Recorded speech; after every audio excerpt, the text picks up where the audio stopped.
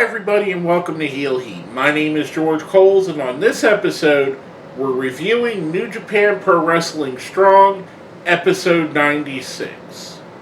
And if you haven't seen any of my shows before, we rate everything here on a 1 to 5 scale, 1 being the worst, 5 being the best.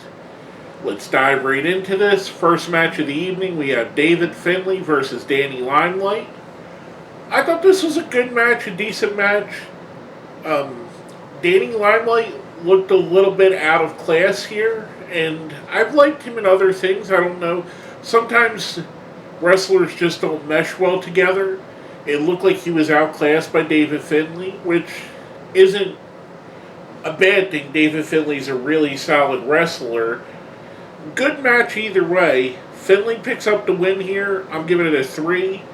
Afterwards, Danny Limelight is offered to shake Finlay's hand. He spits at him, which Finlay hits him with the shillelagh.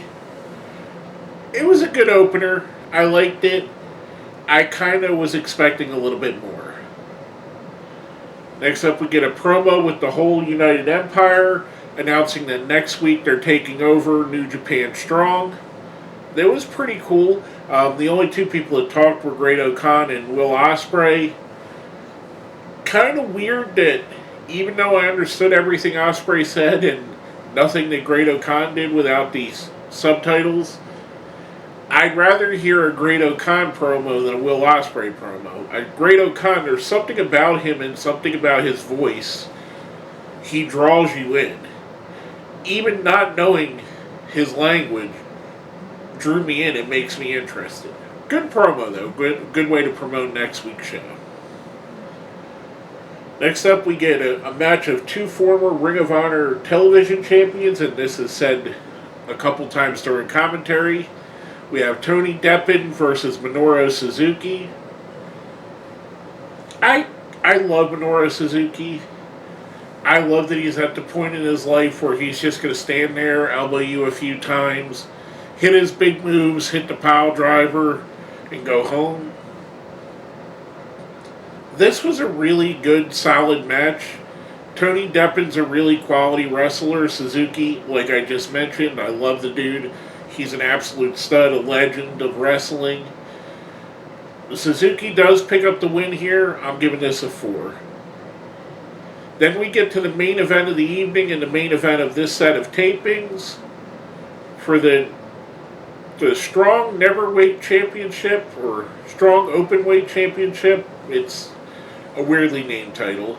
We get Fred Rosser going up against Tom Lawler. If Fred Rosser loses, he has to leave Strong. And Tom Lawler's obviously putting up his title. Kind of the outcome you could see coming with the stipulation they have, especially with as much as they put into Fred Rosser.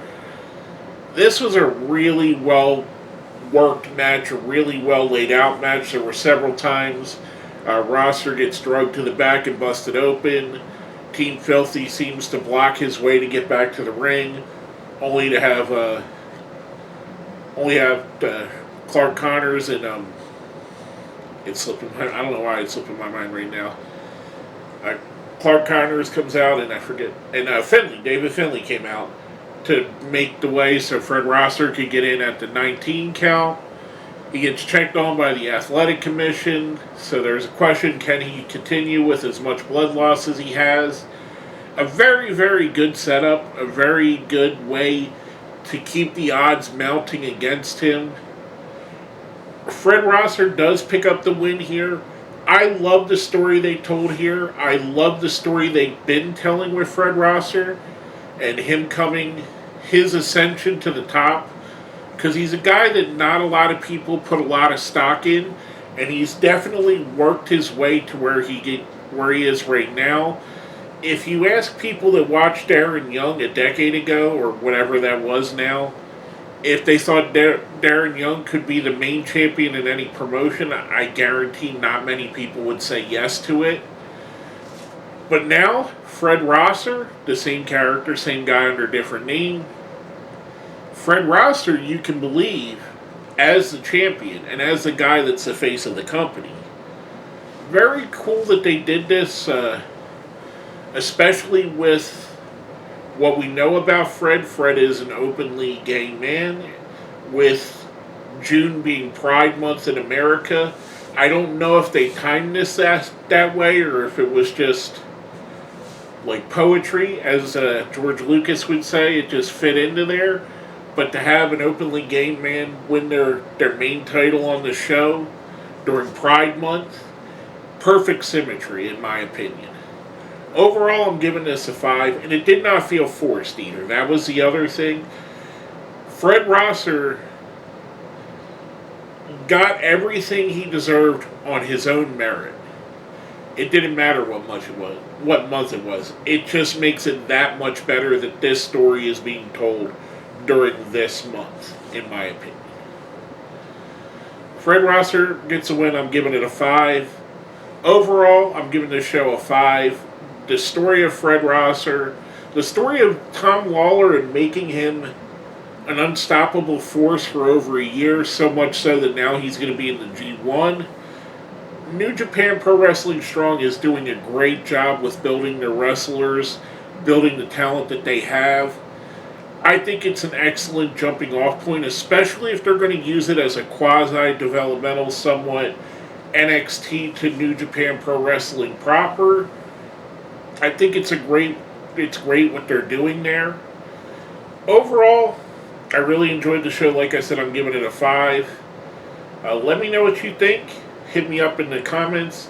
Share, hit that like button. Subscribe if you haven't subscribed.